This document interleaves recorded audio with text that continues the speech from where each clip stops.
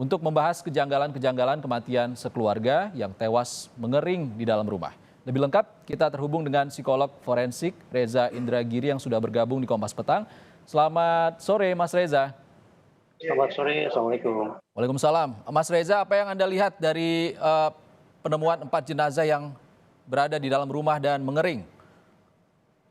Ketika kita bicara tentang kematian atau penyebab orang meninggal dunia, sesungguhnya bisa kita pilah ke dalam 4 kategori. Singkatannya adalah NASH, NASH.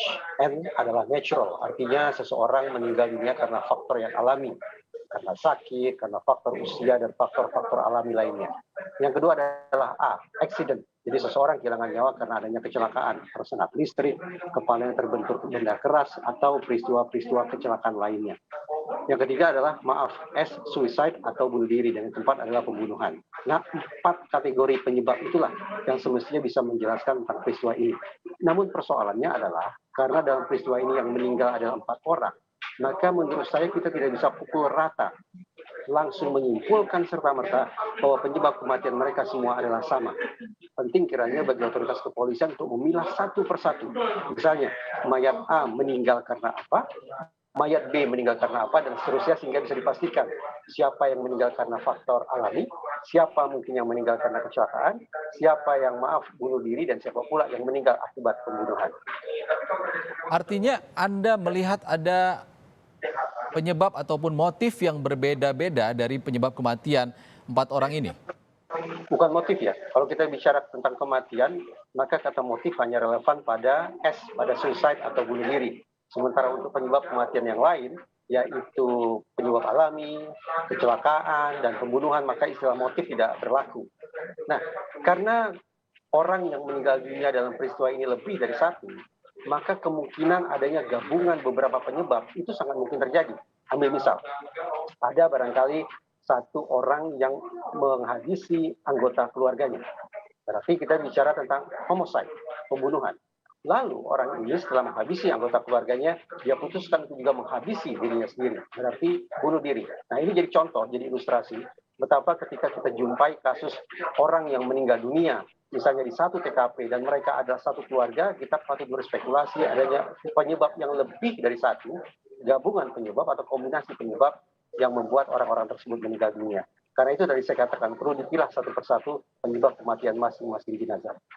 Mas Reza, kalau dari polisi kan mengatakan tidak ada tanda-tanda kekerasan, tapi ditemukan menu makanan dan juga sejumlah kejanggalan lain seperti bedak bayi yang baru dibeli padahal tidak ada bayi di sana. Anda melihat ini kejanggalan yang direncanakan atau seperti apa?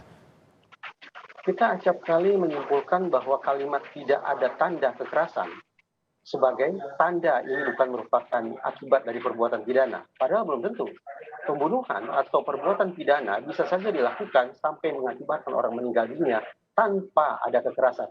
Jadi, terutama sekali teman-teman di kepolisian, andaikan keempat orang tersebut atau sebagian diantaranya meninggal dunia tanpa ada tanda-tanda kekerasan, pokok persoalan yang lebih mendasar adalah apakah dijumpai atau tidak indikasi mereka meninggal dunia akibat perbuatan pidana, termasuk pidana tanpa kekerasan sekalipun. Nah, kalau kemudian kita kaitkan dengan adanya bedak bayi dan segala macam, ya saya terus terang tidak memiliki perspektif tentang itu. Tapi memang pantas bagi kita untuk menangkap ini sebagai sebuah kejanggalan. Ketika semua orang yang meninggal dunia tersebut sudah berusia relatif lanjut, tetapi pada saat yang sama ada bedak bayi, tentu ini sepertinya sesuatu yang tidak wajar. Muncullah spekulasi apakah keempat orang tersebut atau sebagian diantaranya mengalami demensia, alias kepikunan, ataukah ada kondisi-kondisi kejiwaan lainnya yang membuat kemudian mereka berperilaku tidak sebagaimana kondisi nyatanya. Tetapi ini pemikiran spekulatif yang tetap perlu diinvestigasi oleh pihak kepolisian. Mas Reza, tidak hanya bedak bayi, tapi tidak ada bayi, tapi juga ada kapur barus di sana ditemukan oleh polisi untuk diduga untuk menutup bau dari jenazah ini. Apakah Anda menduga ada rencana dalam hal ini? Kalau keberadaan bedak bayi dan kapur barus tersebut memang dijadikan sebagai instrumen kejahatan, maka ya berarti unsur pidananya terindikasi kuat. Tapi tetap perlu dipastikan tidak hanya dengan melihat keberadaan bedak bayi atau kapur barus, tetapi yang paling vital adalah bagaimana otopsi berhasil menemukan adanya tanda-tanda pidana atau tanda-tanda lain yang menjadi penyebab kematian 4 orang tersebut. Tapi adanya benda-benda ini di TKP janggal nggak, Mas Reza? Tadi saya katakan, kalau kita kaitkan dengan usia keempat orang tersebut, memang sepintas lalu ini tanda-tanda ketidakwajaran. Tetapi toh penggunaan bedak bayi atau kapur barus bisa saja untuk berbagai macam hal. Jadi spekulasi tentang barang-barang tersebut, betapapun janggalnya, menurut saya spekulasinya bisa menjadi sangat banyak. Mas Reza, kalau dari warga mengatakan keluarga ini sangat tertutup, bahkan terakhir melihat bulan September tidak ada kegiatan yang terlihat secara tidak dilihat oleh warga, tidak ada tamu bahkan. Apakah bisa kita menduga ini ada dugaan pembunuhan tapi dilakukan oleh salah satu korbannya? Ya, sebagaimana contoh kasus yang saya katakan tadi, berarti kemungkinan ada kombinasi antara homicide dan suicide, antara pembunuhan dan bunuh diri. Tapi kalau khusus kita soroti masalah keengganan warga untuk bersosialisasi, kita kerap kali menganggap keengganan bersosialisasi itu sebagai sebuah masalah. Sehingga ketika ada warga kita yang tidak mau berinteraksi satu sama lain, itu kita anggap sebagai persoalan, sebagai hal yang mengganggu, sebagai hal yang seolah merusak kohesivitas atau kekompakan antar warga. Tetapi penting bagi kita untuk juga membayangkan bahwa keengganan untuk bersosialisasi itu bukan merupakan sebuah masalah, tapi justru merupakan respon terhadap suatu masalah.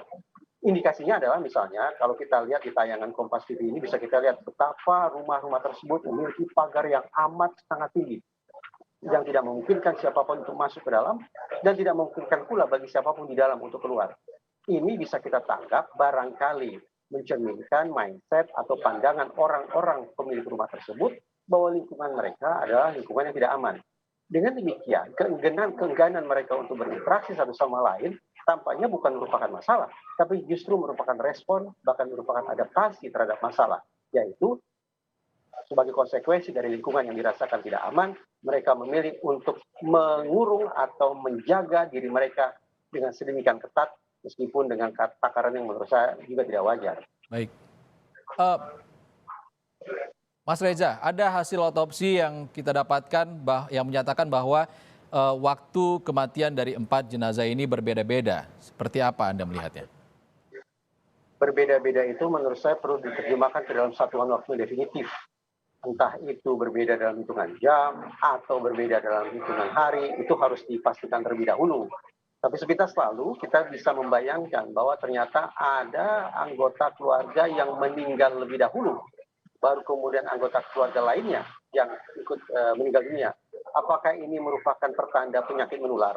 Ada satu anggota keluarga yang tidak bisa bertahan hidup, kemudian penularan penyakit itu juga memangsa atau memakan korban anggota keluarga berikutnya.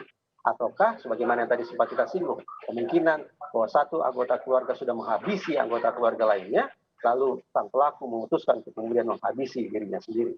Tetap saja kemungkinan apakah ini penyebab alami atau natural, kemudian kecelakaan atau accident, ataukah bunuh diri, suicide, ataukah juga pembunuhan, homicide, semuanya harus disisir oleh pihak kepolisian.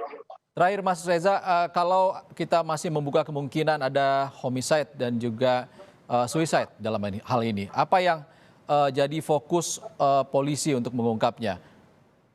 Ya, yang terutama sekali ada tadi saya katakan adalah melakukan otopsi untuk menemukan ada tidaknya tanda-tanda perbuatan pidana pada tubuh masing-masing korban. Tanda-tanda pidana tidak mutlak harus berupa kekerasan, tapi bisa saja mir kekerasan, misalnya penggunaan racun atau pembekapan alias menghalangi udara, menghalangi pernapasan, atau faktor-faktor lain. Itu yang merupakan faktor utama atau unsur pertama yang harus diungkap oleh kepolisian. Menemukan ada tidaknya tanda-tanda pidana pada tubuh keempat orang tersebut. Reza Indragiri, psikolog forensik, sudah berbagi di Kompas Petang terkait kasus ini. Terima kasih, Mas Reza. Terima kasih.